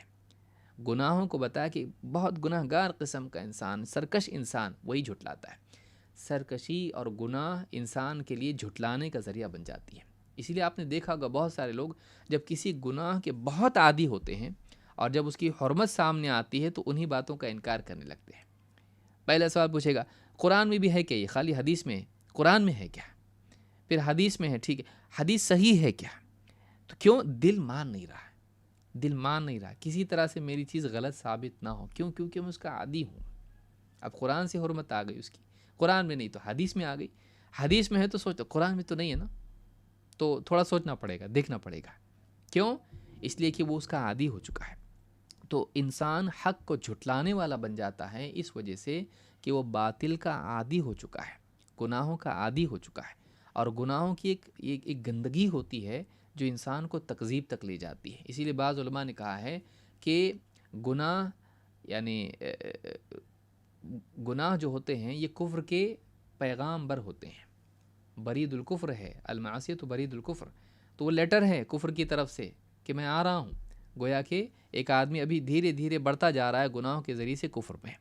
آگے کی چیز مزید آپ کے لیے یہ چیز واضح کرتی ہے۔ اللہ نے فرمایا اذا تتلی علیہ آیاتنا قال اساطیر الاولین، یہ وہ آدمی ہیں، یہ وہ لوگ ہیں جب ان کے سامنے ہماری آیتیں پڑھی جاتی ہیں کہتے ہیں پچھلوں کی باتیں ہیں، یہ بس باتیں ہیں جو پہلے سے چلی آ رہی، ہم پہلے لوگ بھی بولتے تھے، ابھی کے لوگ بھی بول رہے ہیں، قیامت آئے گی، فلاں چیز ہوگی، ایسا ہوگا، اللہ کا عذاب آئے گا، سنتے آئے ہم لوگ، بس کہانیاں ہیں، یہ قصے انبیاء کے وغیرہ سنتے ہیں، کہتے ہیں بس کہانیاں ہیں، یہ اساطیر الاولین ہے، پچھلوں کی لکھی ہوئی باتیں ہیں۔ کلا بل ران علی قلوبہم ما کانوا یکسبون، اللہ نے فرمایا ایسا نہیں ہے، ہرگز نہیں، بلکہ ان کی کرتوت کے نتیجے میں، ان کی گناہوں کی کمائی کے نتیجے میں ان کے دلوں پر زنگ لگ گیا۔ بات یہ ہے کہ یہ سب جو باتیں یا ان جھٹلانا، یہ سب کچھ جو کچھ بھی ان کا ہے معاملہ، یہ ان کی جو کمائی ہے، جو گناہ انہوں نے کمائے ہیں، جو اعمال انہوں نے کمائے ہیں، ان کا نتیجہ ہے کہ ان کے دلوں پر گویا کہ زنگ لگ گیا ہے، ران علی قلوبہم، کیوں؟ ما کانوا یکسبون، اس کمائی کے بدلے میں جو انہوں نے کی۔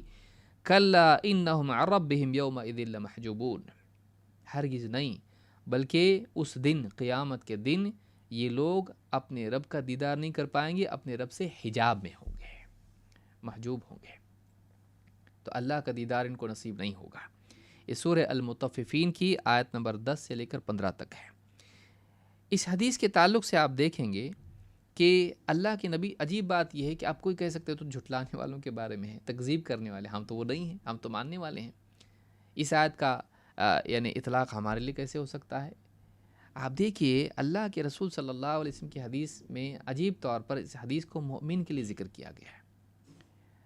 اللہ کے رسول صلی اللہ علیہ وسلم فرماتے ہیں ان المؤمن اذا اذنب كانت نقطة سوداء في قلبه، ایک مومن جب گناہ کر بیٹھتا ہے تو اس کے دل پر اس گناہ کی وجہ سے کالا دھبا لگ جاتا ہے۔ فَإِن تَابَ وَنَزَعَ وَاسْتَغْفَرَ، تین کام، اگر پھر وہ توبہ کر لے، گناہ تو ہو گیا، پھر وہ توبہ کر لے، وَنَزَعَ، گناہ سے نکل آئے، وَاسْتَغْفَرَ، اور ماضی پر استغفار کرے، حال کے اعتبار سے گناہ کو ترک کر دینا، مستقبل کے اعتبار سے عزم کرنا آج کے بعد کبھی نہیں کروں گا، توبہ، رجوع اللہ کی طرف پلٹنا، حال اور مستقبل کے اعتبار سے، اور ماضی کے اعتبار سے استغفار، اے اللہ جو بھی کیا بہت غلط کیا معاف کر دے۔ تو ایک انسان توبہ کرے، گناہ چھوڑ دے اور استغفار کرے، ثقل قلبہ، اس کا دل صاف ستھرا پہلی حالت پر آ جاتا ہے جیسے گناہ سے قبل تھا۔ فَإِن زَادَ زَادَتْ، لیکن اگر توبہ کرنے کی بجائے، گناہ چھوڑنے کی بجائے، استغفار کی بجائے گناہ ہی میں ترقی کرنے لگے تو پھر وہ دھبا بھی بڑھتا چلا جاتا ہے۔ فَذَلِكَ الرَّانُ الَّذِي ذَكَرَهُ اللَّهُ فِي كِتَابِهِ، یہ وہ زنگ ہے جس کا اللہ تعالیٰ نے اپنی کتاب میں ذکر کیا ہے۔ کلا بل ران علی قلوبہم ما کانوا یکسبون، نہیں، بلکہ ان کی کمائی کے نتیجے میں ان کے دلوں پر زنگ لگ گیا۔ اس حدیث کو امام احمد، ترمذی، نسائی، ابن ماجہ، ابن حبان، حاکم اور بہقی نے شعب الایمان میں اس کو ذکر کیا ہے، اور الفاظ ابن ماجہ کے ہیں۔ صحیح الجامع الصغیر حدیث نمبر 1670، شیخ الالبانی نے اس کو حسن کہا ہے۔ آیت مکذبین کے لیے تھی، جھٹلانے والے، لیکن اللہ کے نبی صلی اللہ علیہ وسلم نے اس کے بارے میں بتایا کہ یہ زنگ جو لگتا ہے صرف کافروں کو لگتا ہے، بلکہ زنگ کی وجہ سے کفر نہیں بتائی گئی، معصیت بتائی گئی۔ تو جو آدمی گناہ کرے گا اس کے دل پر زنگ لگے گا، چاہے وہ مومن ہو یا کافر ہو، دل کو نقصان ہوگا گناہوں کی وجہ سے، لہٰذا دل کو پاک کرنا گناہوں سے بہت ضروری ہے۔ اور نتیجہ اس کا کیا ہے؟ دنیا میں زنگ لگ گیا، حق کی معرفت کے لیے وہ زنگ اور وہ گناہ حجاب بن گئے۔ جھٹلایا کیوں؟ سمجھ میں نہیں آ رہا ہے، عقل خراب ہو گئی، آنکھوں پر پردہ پڑ گیا، دلوں پر، فہم پر پردہ پڑ گیا، سمجھ میں نہیں آ رہا ہے، تو دنیا میں حق سے وہ حجاب بن جاتا ہے گناہ، اور آخرت میں اس کا نتیجہ ہوگا کہ وہ جب کفر پر مرے گا اس کے نتیجے میں انکار کر کے، تو آخرت میں اللہ تعالیٰ کا دیدار بھی نصیب نہیں ہوگا، وہاں بھی حجاب ہوگا۔ تو یہ دنیاوی حجاب ہے، وہ اخروی حجاب ہے۔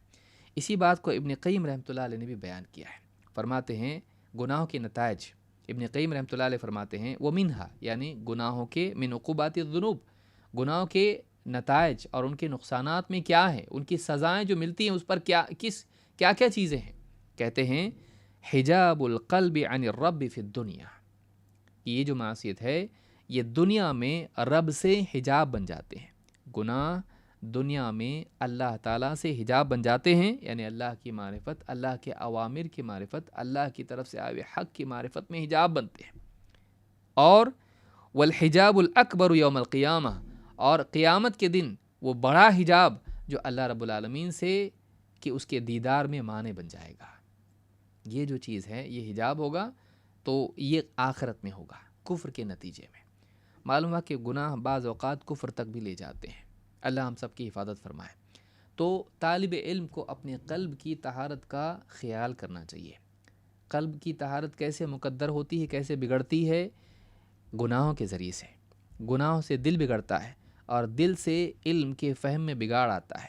بعض اوقات انسان حق کو باطل، باطل کو حق سمجھ لیتا ہے اور حق کا انکار کرتا ہے، اس کے نتیجے میں آدمی بعض اوقات کفر تک چلا جاتا ہے۔ اس لیے آپ دیکھیے بعض اہل بدعات میں لذتوں کی وجہ سے مبتلا ہوتے ہیں، کھانے پینے، موج مستی، انٹرٹینمنٹ، لیکن جب اس کے عادی ہو جاتے ہیں اور سامنے پھر حق آتا ہے، حدیثیں آتی ہیں، علماء کے اقوال آتے ہیں، ماننے کو دل نہیں کرتا، انہی کا انکار کر دیتے ہیں، حدیثوں کو زبردستی ضعیف کر دیتے ہیں، ان کا انکار بھی کر دیتے ہیں، ایسے تھوڑی ہوتا ہے، انکار کر دیتے ہیں۔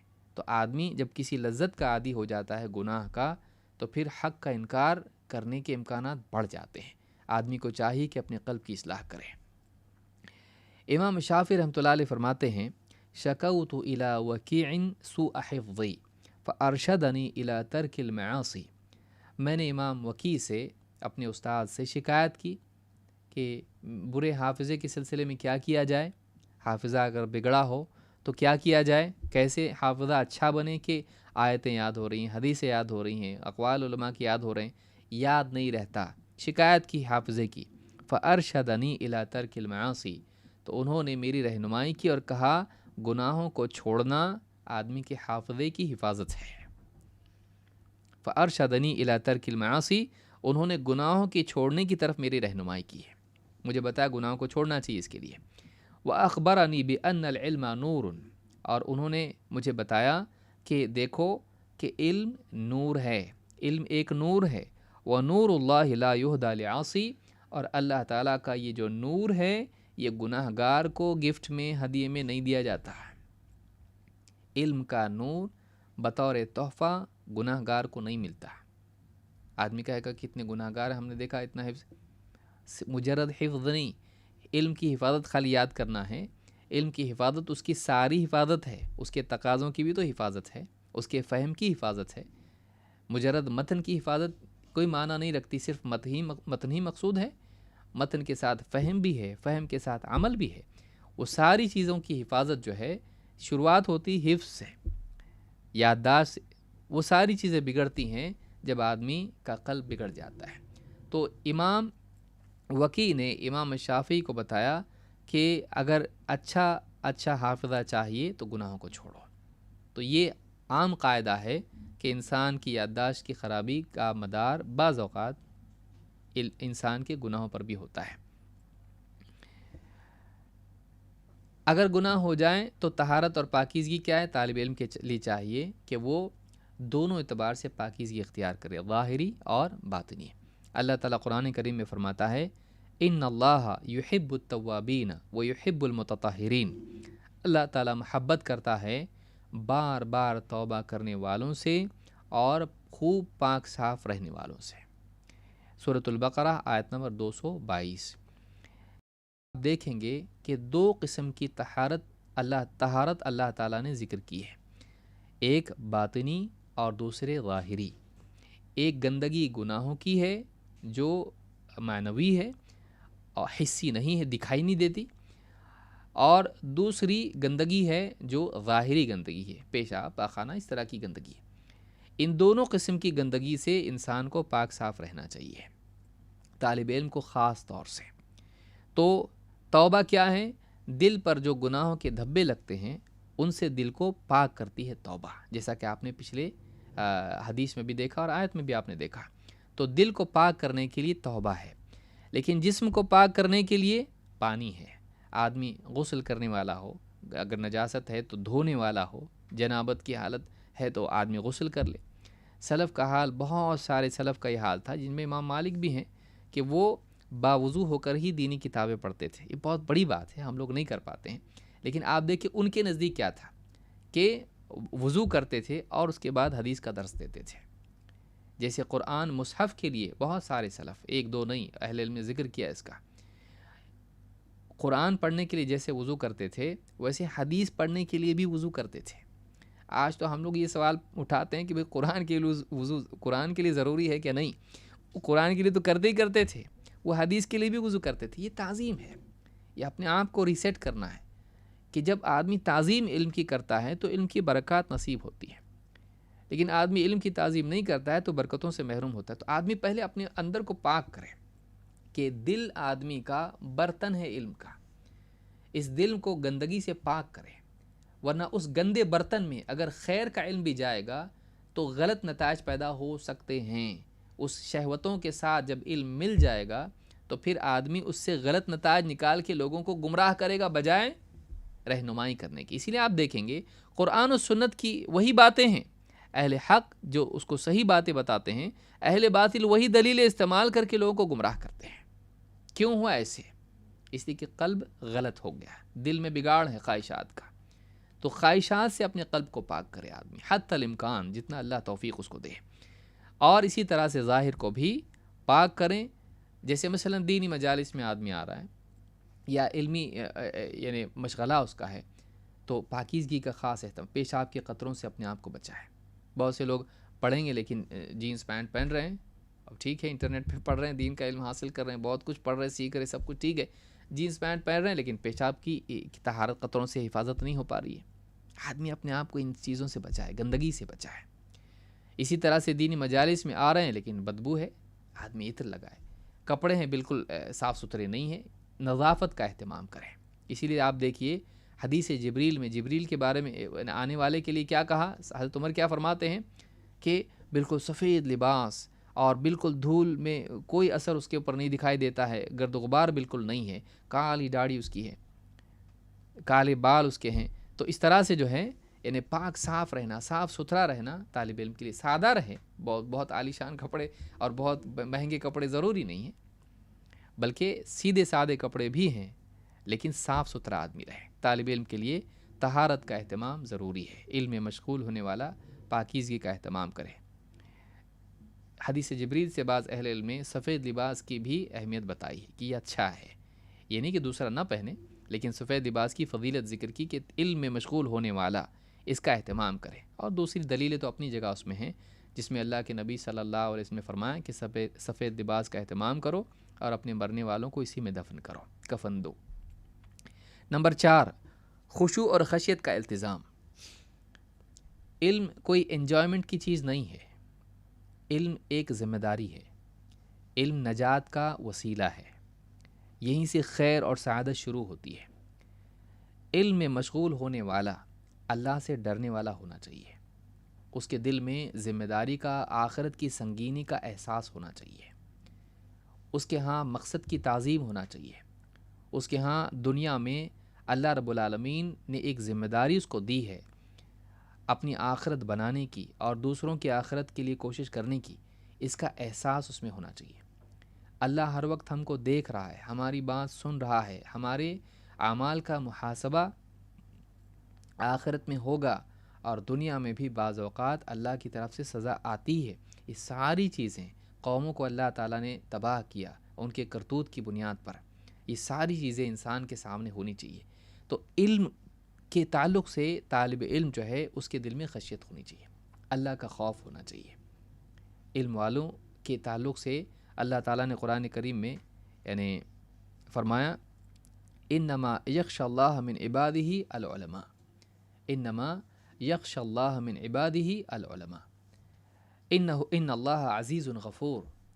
اللہ نے فرمایا کہ یقیناً اللہ کے بندوں میں سے علم والے ہی ہیں جو اللہ تعالیٰ سے ڈرتے ہیں، اور یقیناً اللہ تعالیٰ بڑا زبردست غلبے والا اور مغفرت کرنے والا ہے۔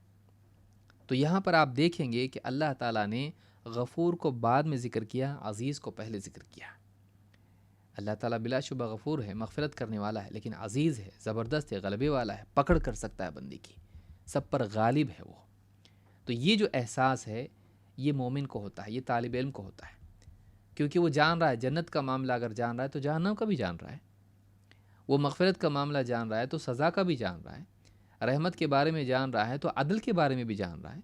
تو طالب علم جو ہے ہمیشہ اللہ سے ڈرنے والا ہوتا ہے، ایسا نہیں کہ وہ ایک آدھ مغفرت کی اور درگزر کی حدیث لے لیا اور پھر گناہوں کا راستہ اپنے لیے حلال کر لیا۔ دیکھو ایک فاحشہ عورت کی جو ہے، اب ایک طریقہ یہ ہے کہ آدمی دیکھے کہ ایک فاحشہ عورت ہے، اللہ تعالیٰ نے اس کی مغفرت کر دی کتے کو پانی پلانے پر، اب وہ غلط مطلب اس سے لیتے ہوئے کہے دیکھو اللہ تعالیٰ ایسی بری عورت کی بھی مغفرت کر دیا، تو کوئی بات نہیں، وہ زناکاری میں مبتلا ہو اور نہ صرف کتوں کو بلکہ انسانوں کو بھی پانی پلانے لگے، یہ بگڑا ہوا آدمی ہے، اس نے اللہ کی رحمت کا غلط سمجھ کر غلط فہم کی ذریعے سے اور بھی دھاندلی میں مبتلا ہو گیا، یہ سرکش ہو گیا۔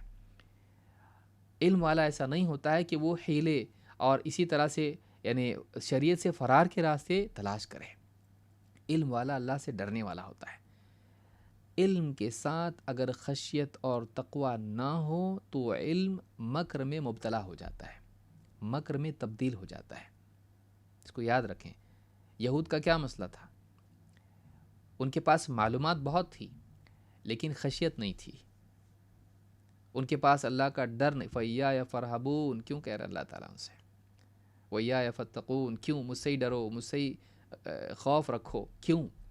ان کے پاس وہ نہیں تھا۔ ہاں معلومات بہت تھی، تفاصیل شریعت ان کے پاس تھیں لیکن خشیت ان کے پاس نہیں تھی۔ تو کیا ہوا؟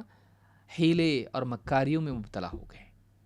تو اگر علم کے ساتھ خشیت ہو تو انسان اچھا انسان بنتا ہے، لیکن اگر علم کے ساتھ خشیت نہ ہو، شہوات کی اتباع ہو، دل بگڑا ہوا ہو، تو ایسا علم انسان کو ہیلے سجھاتا ہے، شریعت سے فرار کے راستے سکھاتا ہے۔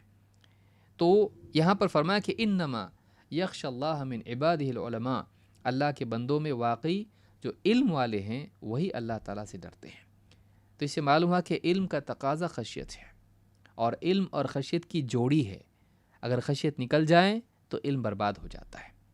گویا کہ علم کی بقا اور اس کی حفاظت اور اس سے استفادہ کی شرط انسان کے لیے خشیت ہے۔ اسی لیے اللہ نے کیا فرمایا قرآن کریم میں؟ ہدی للمتقین، قرآن ہاتھ میں تیرے، قرآن پڑھ رہا ہوں، لیکن اللہ نے کیا فرمایا ہدی للمتقین، ذالک الکتاب لا ریب فیہ ہدی للمتقین، یہ کتاب اللہ کی طرف سے نازل شدہ کتاب ہے، اس میں کوئی شک نہیں ہے، لیکن یہ ہدایت کس کے لیے ہے؟ متقین کے لیے ہے سب کے لیے، لیکن اس سے واقعی استفادہ وہی کر پاتے ہیں جو متقی ہیں۔ تو طالب علم کے ہاں خشیت کا معاملہ ہونا چاہیے۔ اللہ تعالیٰ نے فرمایا کہ انما یخشى اللہ من عبادہ العلماء، اللہ کے نبی صلی اللہ علیہ وسلم فرماتے ہیں واللہ انی لأعلمکم باللہ عز وجل واخشاکم لہ۔ امام احمد نے اس کو اپنی مسند میں روایت کیا ہے، آپ نے فرمایا کہ اللہ کی قسم تم سب میں سب سے زیادہ اللہ کو جاننے والا اور اللہ سے ڈرنے والا، خشیت رکھنے والا میں ہوں۔ تو یہاں پہ آپ دیکھیے آپ صلی اللہ علیہ وسلم نے دو چیزیں بیان کی، اعلمکم باللہ، ان اعلمکم باللہ، کہ میں تم میں سب سے زیادہ اللہ کو جاننے والا، دو اللہ سے خشیت رکھنے والا، اللہ سے ڈرنے والا۔ خشیت کے معنی کیا ہے؟ اللہ کی عظمت کے اعتبار سے، اللہ کی عظمت کے احساس سے دل میں خوف پیدا ہو کر انسان میں پستی آ جائے۔ اللہ کی عظمت کے احساس سے انسان کے دل میں خوف، اللہ کی سزا، ناراضگی کا خوف پیدا ہو، اور اس کے نتیجے میں انسان کے مزاج میں پستی اور تواضع پیدا ہو جائے۔ یہ جو ڈر ہے یہ خشیت ہے۔ وَخَشَعَتِ الْأَصْوَاتُ لِلرَّحْمَٰنِ، رحمان کے لیے قیامت کے دن آوازیں پست ہو جائیں گے۔ تو خشیت میں پستی کے معنی پائے جاتے ہیں۔ تو انسان کے اندر یعنی اکڑ گھمنڈ اور یہ سب چیزیں نہیں، پستی اس کے مزاج میں ہونا چاہیے، ادب اس کے اندر ہونا چاہیے۔ عبداللہ ابن مسعود رضی اللہ عنہ کا قول ہے جو مختلف اہل علم نے ذکر کیا ہے، بعض سندیں اس کی منقطع بھی ہیں۔ فرماتے ابن کثیر نے اس کو ذکر کیا، فرماتے ہیں آپ فرماتے تھے کہ لیس العلم عن کثرت الحدیث ولکن العلم عن کثرت الخشیہ، علم بہت ساری حدیثوں کے جاننے کا نام نہیں ہے، یا علم بہت ساری باتیں کرنے کا نام نہیں ہے۔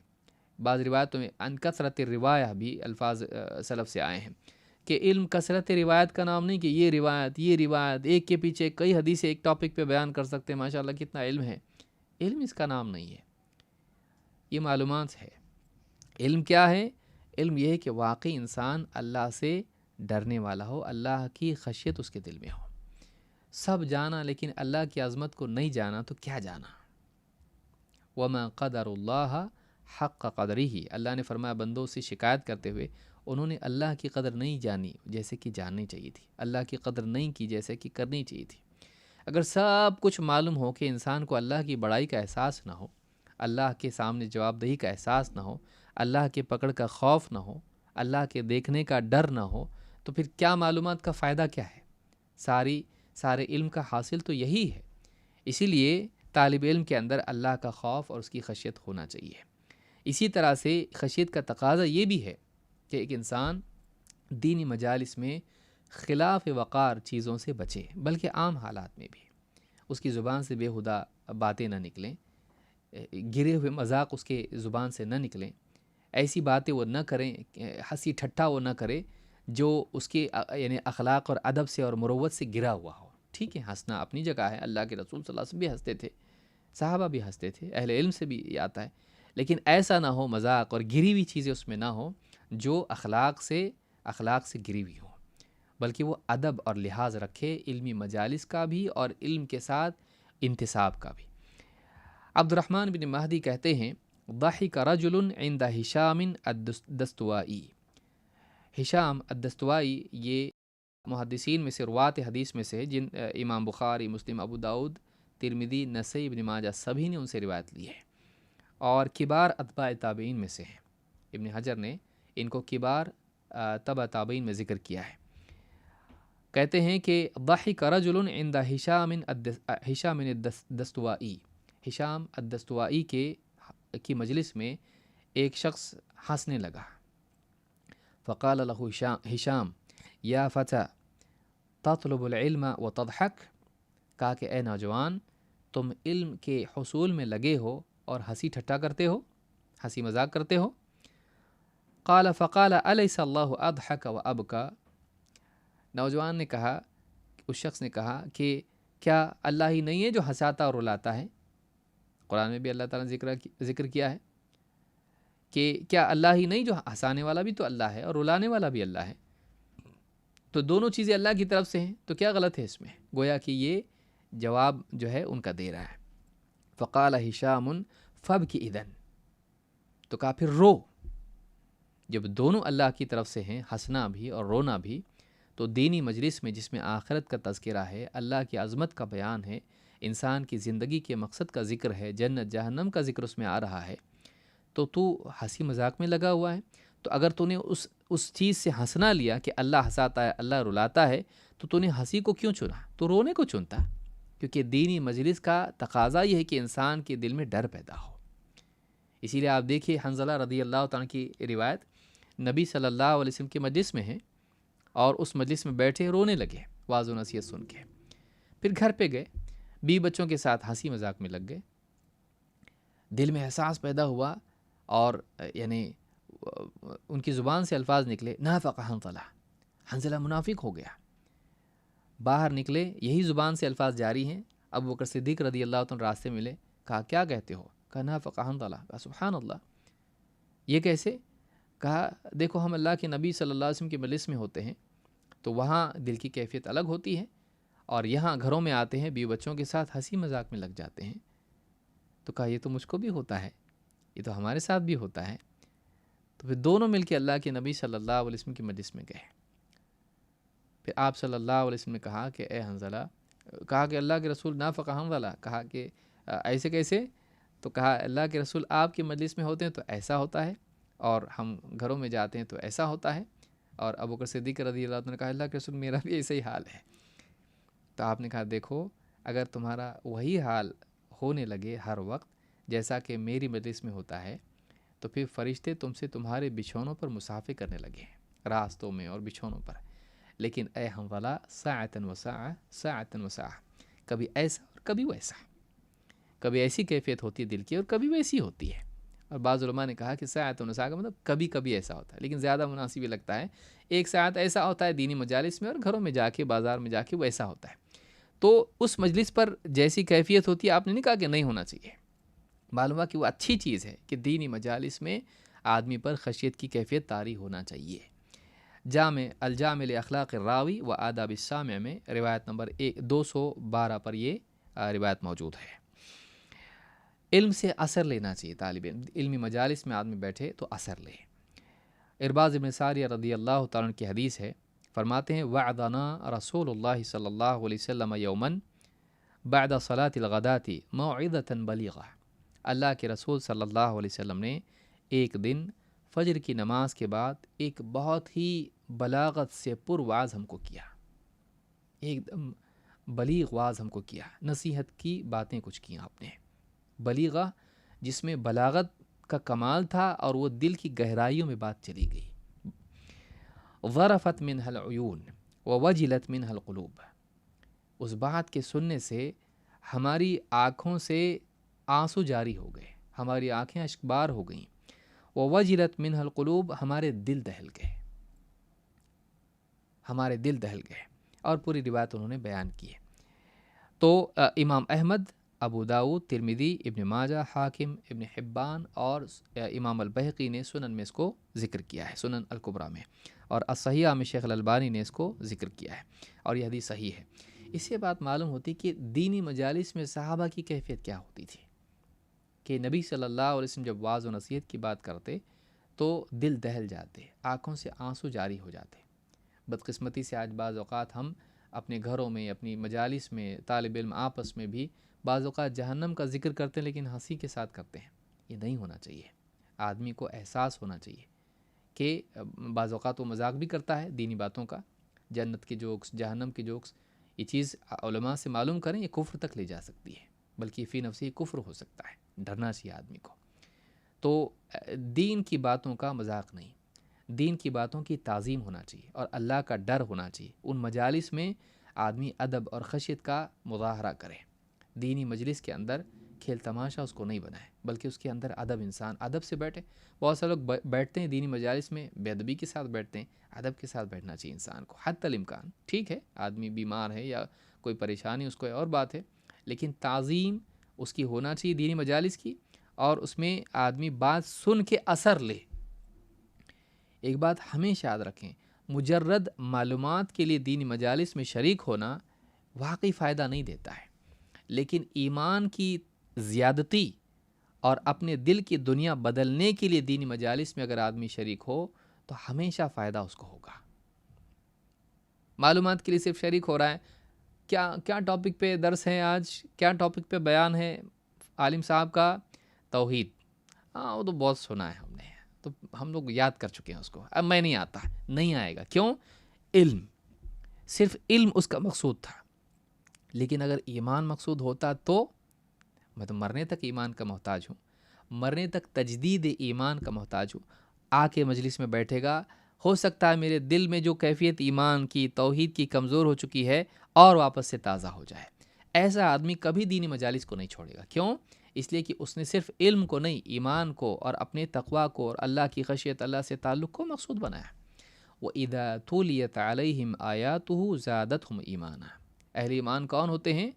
کہ جب ان کے سامنے اللہ کی آیتیں پڑھی جاتی ہیں ان کے ایمان بڑھ جاتے. اس سے پہلے کیا ہے؟ اذا ذکر اللہ وجلت قلوبہم. ان کے سامنے جب اللہ کا تذکرہ آتا ہے تو ان کے دل دہل جاتے ہیں، اور اللہ کی آیتیں پڑھی جاتی ہیں تو ایمان میں اور زیادتی ہو جاتی. یہ ہونا چاہیے. دینی مجالس کو صرف علم کا ذریعہ نہیں بلکہ ایمان کے اضافے کا بھی ذریعہ بنانا چاہیے.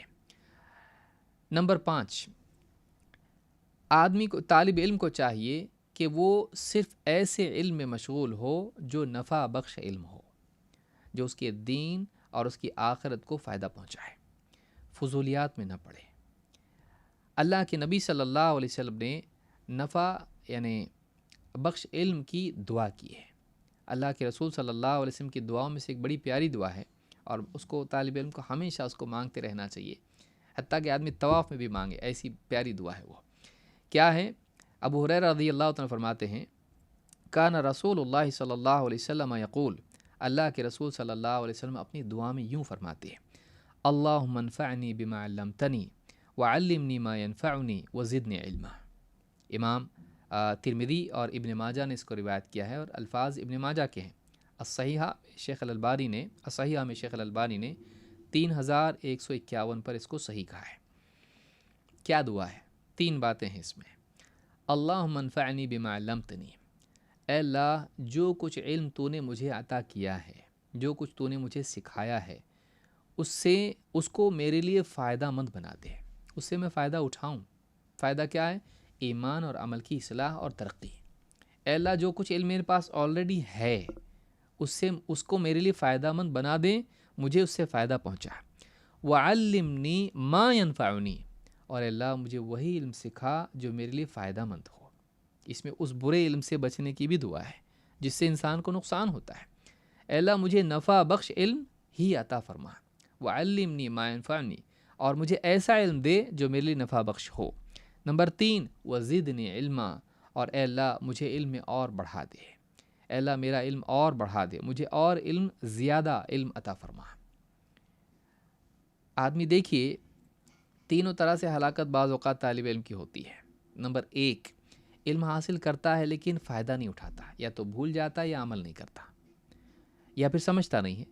تو حاصل شدہ علم سے فائدہ نہیں اٹھایا، نہ اس کو سمجھا، نہ اس پر عمل کیا، نہ اسے اپنے لیے خیر کا ذریعہ بنایا، تو بس، اور بلکہ یاد کر کے بھول گیا، تو حاصل شدہ علم سے فائدہ نہیں ہوا۔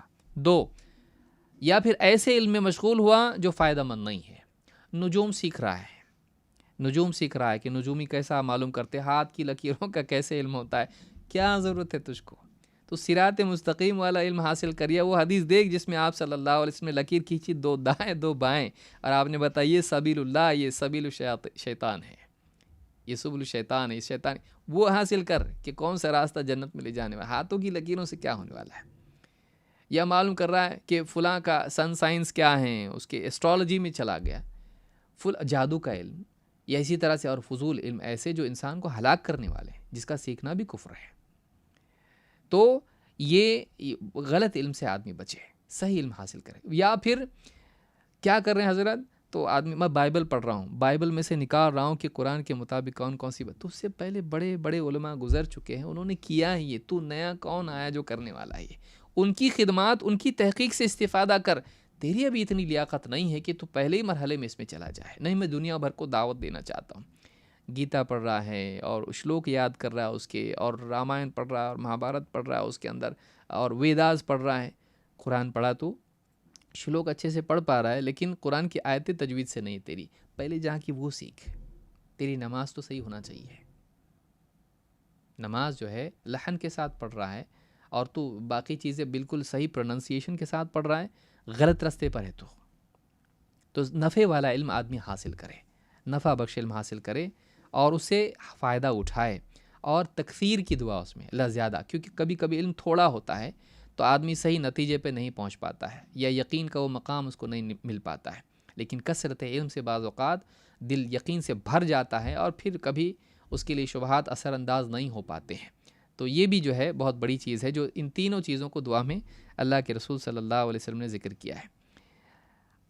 اصل علم جو ہے، علم نفع والا کون سا؟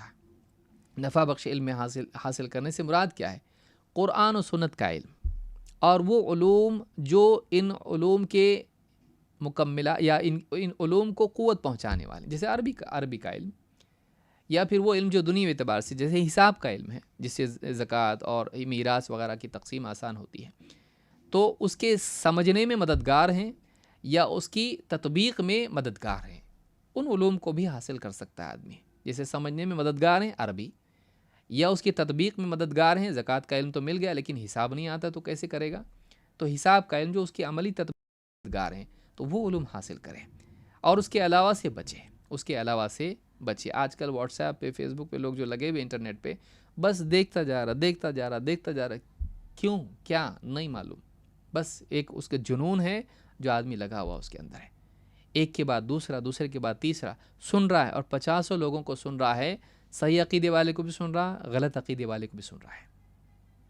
صحیح منہج والے کو بھی سن رہا ہے، غلط منہج والے کو بھی سن رہا ہے. بدعتیوں کو بھی سن رہا ہے. دیکھیں تو صحیح کیا کہتا ہے. نہیں، وہ تیرے دل پر اثر انداز ہوگا، نقصان ہوگا تجھ کو. صرف انہی لوگوں کو سن جو اہل حق ہیں. حق کو اہل حق سے لیا جاتا ہے، اہل باطل سے نہیں. اللہ تعالیٰ نے فرمایا لقد من اللہ علی المؤمنین اذ بعث فیہم رسولا من انفسہم یتلو علیہم آیاتہ ویزکیہم ویعلمہم الکتاب والحکمہ وان کانوا من قبل لفی ضلال مبین. سورہ آل عمران آیت نمبر 164. اللہ نے فرمایا اللہ نے بہت بڑا احسان کیا ایمان والوں پر جب ان کے درمیان انہی میں سے ایک رسول مبعوث کیا، ان کے درمیان انہی میں سے ایک رسول کو بھیجا، انسانوں میں سے انسان کو. یہ رسول کیا کرتا ہے؟ یتلو علیہم آیاتہ، اللہ کی آیتیں پڑھ کے انہیں سناتا ہے.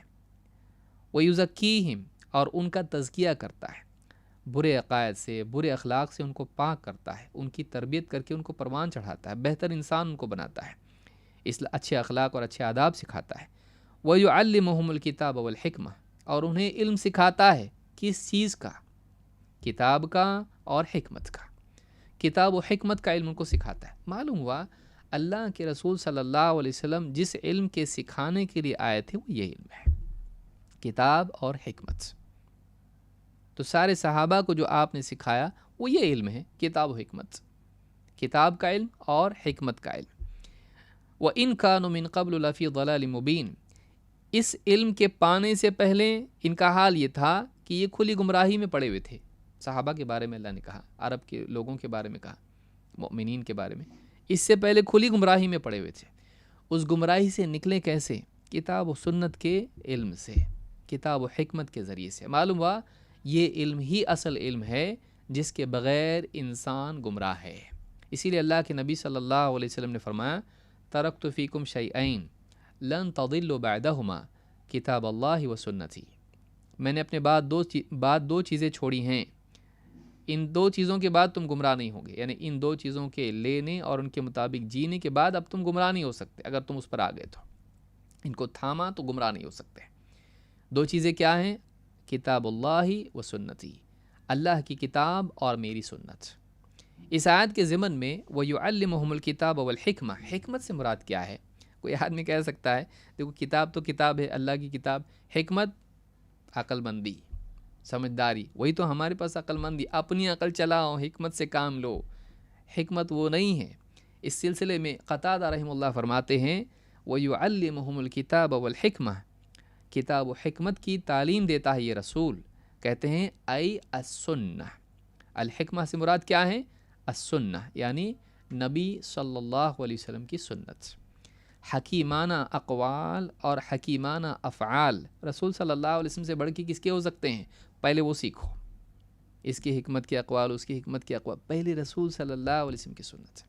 کتاب و سنت سے بڑھ کے کوئی حکمت نہیں ہے، اس سے بڑھ کے کوئی علم نہیں ہے. تو پہلے اس کو حاصل کرے آدمی. امام ابن جریر الطبری نے اپنی تفسیر میں اس کو حسن سند کے ساتھ روایت کیا ہے. بلکہ اللہ تعالیٰ نے خواتین کے لیے بھی اس کا ذکر کیا ہے. اور وہ بھی کون سی خواتین؟ رسول اکرم صلی اللہ علیہ وسلم کی ازواج مطہرات. اللہ نے فرمایا وَاذْكُرْنَ مَا يُتْلَى فِي بُيُوتِكُنَّ مِنْ آيَاتِ اللَّهِ وَالْحِكْمَةِ. اے نبی کی بیویوں، تم اپنے گھروں میں جو اللہ کی آیتیں اور حکمت کی باتیں پڑھی جاتی ہیں انہیں یاد رکھو. معلوم ہے کہ اللہ کے رسول صلی اللہ علیہ وسلم نہ صرف باہر لوگوں میں بلکہ اپنے گھر میں بھی اپنی بیویوں کو ان دو چیزوں کی تعلیم دیتے تھے. وَاذْكُرْنَ مَا يُتْلَى فِي بُيُوتِكُنَّ مِنْ آيَاتِ اللَّهِ وَالْحِكْمَةِ. تمہارے گھروں میں پیارے رسول صلی اللہ علیہ وسلم جو اللہ کی آیات اور حکمت کی باتیں سناتے ہیں انہیں یاد رکھو، جنہیں پڑھتے ہیں انہیں یاد رکھو. یہ سورۃ الاحزاب کی آیت نمبر 34 ہے. قتادہ رحمۃ اللہ علیہ اس کے بارے میں بھی کہتے ہیں کہ من القرآن والسنہ، جو باتیں تمہارے گھروں میں پڑھی جاتی ہیں وہ کیا ہیں، کون سی آیات ہیں اور کیا حکمت ہے، وہ کہتے ہیں من القرآن والسنہ، قرآن و سنت کی جو باتیں تمہارے گھروں میں پڑھی جاتی ہیں انہیں یاد رکھو۔ تو یہ جامع بیان العلم میں ابن عبد البر نے اس کو ذکر کیا ہے، اس کی سند صحیح ہے۔ اسی طرح سے آپ دیکھیں گے انس ابن مالک رضی اللہ عنہ کے قول سے بھی بات مزید، اور ان کی روایت سے بھی بات مزید واضح ہوتی کہ اس زمانے میں کیا سکھایا جاتا تھا۔ کہتے ہیں جاء ناس الی النبی صلی اللہ علیہ وسلم، کچھ لوگ اللہ کے نبی صلی اللہ علیہ وسلم کی خدمت میں حاضر ہوئے، فقالوا ان ابعث معنا رجالا یعلمونا القرآن والسنہ، کچھ لوگ آئے اللہ کے رسول صلی اللہ علیہ وسلم کی خدمت میں اور کہا اللہ کے رسول ہمارے ساتھ کچھ لوگ بھیجیے جو ہمیں قرآن اور سنت کی تعلیم دیں، جو ہمیں قرآن اور سنت کی تعلیم دیں۔